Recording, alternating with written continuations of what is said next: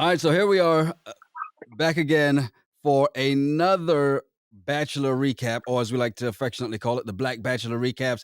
A little different this week because Terrell's in the middle of something that coronavirus couldn't do in Texas, which is shut the state down. But Yeah, snowstorm, snowpocalypse. snowstorm UTI. Yeah, for those Game of Thrones fans, winter has come. And before we get started, don't forget to like and subscribe to the channel. We've got lots of videos that come in here, including the Black Bachelor recaps. We've got full episodes of our regular Guys Random Thoughts podcast, and we've got episode clips and some bonus content. Every so often, we throw up some bonus content, so make sure you subscribe. Yes, definitely like, subscribe, and leave a comment. And when you leave a comment, that can get you registered for one of our regular Guys Random giveaways. So stay tuned, comment, and enjoy. You did get to watch the episode. How did you watch it, and what'd you think? So I watched it from my phone, and actually, I liked it. This was my favorite episode out of all of them. I am shocked myself because I liked it too. I feel like such a traitor to myself. Let's get straight to the point. Who got booted, and were there any surprises for you? Because there were a lot of people booted in this one here. So I was surprised on Abigail getting booted. Mm-hmm. You know, Abigail was one of my favorites from the beginning. She's just a sweet person. Although I've been saying that I think she's too good for Matt, and I hope that she's the next Bachelorette. So she's gone. Word is actually that Katie's going to be the next Bachelorette. And I will say about Abigail, I kind of figured she was going to be gone because they gave her a lot of talking time about not getting time with Matt. She was very insecure. And let me be clear that, let me walk you out. That shit is vicious. Exactly. I mean, it's so smooth. I think back when I was in my 20s, how many weird dates that I had somebody at my house, I'm just like, God, I want you to leave. And all along, I just had to say is, hey, can I walk you out? I have an 8 a.m. class, so I got to go to bed. All along, back then, all I had to say was, hey, can I walk you out? Let me walk you out. That's funny. You know, let's go back to the top of the episode. Heather, the new girl, got booted. Were you surprised? Yep. No. And I commend Matt for doing that because when she first got into the picture, I thought Heather was the girl that he had this relationship with back in the day. Mm-hmm. That didn't work out. So I thought maybe they're trying to bring that back in. But then to find out that they never really met, it was just, someone told her about him and right. It's a friend of his and all that. I'm like, yeah, you can't bring her in the fold. If you've been telling these girls that in this room I see my wife, and then you go let her come in the last minute, no. I wasn't surprised about that, and I was actually happy he let her go. Wait, in this room, I see my wife, but outside this door, I see my side piece, is what he was really saying. I'm glad that he did get rid of her, but something else I was glad, another one who got booted, I'm glad she got booted for one reason and one reason only, because it only took you 7 weeks to be right. Chelsea got the boot. Told you. Yeah, but you're 7 weeks late, homie. Yeah, but there was no way, and I know he wasn't feeling the haircut. It had to have been the haircut. That's what it was. Chelsea's a great person, but if I were to meet Chelsea, I'd be like, she's beautiful, but I just don't like girls with short hair. There was no way that Matt was going to pick her out of all those other girls. I just knew it. Well, I knew Chelsea was going to be gone because, again, every episode, one black girl disappears. And this was her week. So we'll see who the black girl is next week. But Serena C was obviously had to go, right? Oh, she definitely had to go because they never had a one-on-one date. Mm-hmm. And he was never all that interested. So again, kudos to Matt for letting her go. Like, why keep her around if you know you're not going to actually give her a chance? So what about Kit? Because Kit kind of booted herself from the show. Was that a surprise to you? Well, when she made that comment about what she wants in her life, that, she has these professional goals that she wants to achieve, and she's not going to have kids for at least 5 or 6 years. When she said all that, I was like, yeah, Matt's not going to be interested. Because Matt seems to be like he's on a mission. Like, I want to do this show. I want to find my wife. I hear that. I hear you. I'm not saying you're wrong. All I'm saying is when she said all that, I was like, yeah, Matt's done. because that's not what he's about. He's looking to like get married Hmm. and have a kid. And Kit, that's not what she's about right now. I think Kit was like, well, my mom said I could come on this show, but just don't bring that guy home. So I better excuse myself out of this because next week is hometown episodes and he looks like he's going to pick me to go. So, nah. You called this one Jasenia right after she says, I feel like I'm falling in love with you. And then he's like, here's the rose you can't get. Yeah. Let me walk you out.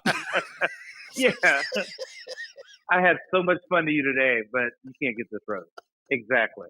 Yeah. Kit, I mean, I knew Jasenia was going to be gone. I thought she was going to be gone last week. Yeah. But, you know, she's a beautiful girl. Yes. But I just didn't see that. I just didn't see that working out. And I'm glad they had a good, fun date and all that. But I could just tell, I'm like, nope, she's not going to make the cut.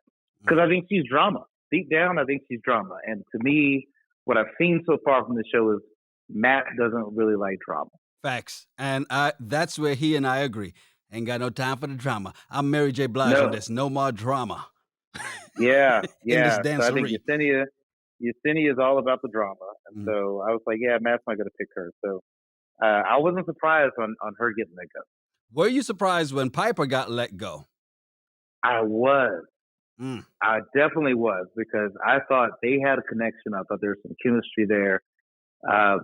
If I had to think of what I thought the downside of Piper would be, it's just she's just young. Yes. You know, and if I met someone 23, you know, are they really ready for all that? Right. You know, I'm not too sure. The other thing about Piper, if you look at who he kept, most of them you haven't really seen cry, and Piper is just an emotional mess. Indeed. And which puts that back into the drama category. Like, is that who you want to be with? Somebody that, oh, the world is so hard, the sky is falling, like Chicken Little syndrome. Yeah. Do you want a girl that has Chicken Little syndrome that like freaks out over shit? And I just feel like that's what Piper does. Now we're down to the final four, and gotta ask, who won the episode? So I will say who won the episode is Matt. Matt won the episode for me for a couple reasons. One, he cut the dead weight. He didn't drag people on and lead people on. He was like, hey, I'm not feeling it. And I think that's great. I think it's great that he did that. And that he just was straight up about it. I think that is so cool. Because he could have easily, you know, there were some beautiful women. He could have easily said, hey, let me see what happens. But he's like, he takes meeting people's family as a really big deal. And so I think that he won this episode, in my opinion. If I had to say who won the episode, I'm going to have to go with Rachel. And reason being, we know she can't kiss. We saw that on their one-on-one date, right? But the girl that got the boot. She's still stuck around. She's the plantation chick, and she had all this controversy, and she's still stuck around. Now, I know what you're gonna say. This thing was recorded before all the Facebook posts came out. I don't give a shit. She still survived. They could have found a way to edit her ass out if they wanted to. They didn't. So it's going to be interesting to see how this plays along. So I think at the end of the day, she won because she ended up getting. Didn't she end up getting a one-on-one date? Yeah, she did. Got a one-on-one date with him. No, Rachel didn't get a one-on-one date. No. Oh, that's right. She got the rose when she was on the group date, and then got the one-on-one time with him after to be serenaded by Aloe Black. So I mean, exactly. Yeah, and I still don't understand how he keeps her around because, oh my God, that's the most boring kiss ever. I fall asleep every time they kiss. I'm like, oh Jesus. His kiss is not supposed to motivate you. His kiss with her is motivate him. So sorry, you don't like how she kisses. He does. Yeah, but he also kisses with his eyes open. So you know, take his opinion with a grain of salt. Yeah, good point. And probably only a grain of salt. Yeah, just a grain. Just a grain. So who gets the boot next week? Now that they're down to 4, we should probably say who's the final 2. Okay, so who are the final 2? Go ahead. Let's go that route. Okay, so I would say the final 2 would be Rachel and Bree. Stop looking at my notes. You shouldn't be able to see them. You have no internet. Yeah, I think Rachel and Bree. Partly because there's in the teaser, uh, Serena P's sister is saying like, "You don't seem giddy about him," Yeah. and all that stuff. And there's a crying moment. Don't know what happens to that, but I think it's a big deal. Like if your sibling is like, "Hey, I get that you're in this relationship. You don't seem all that excited," and if y'all are close, you got to take that seriously. Michelle has been a bit of a hot mess since she started. She's a little too much of a crier. And again, I don't think Matt likes all that drama, but Right. Michelle cries a lot. And so I think Bree and Rachel are going to be the two because those out of that four, I've seen them two cry the least.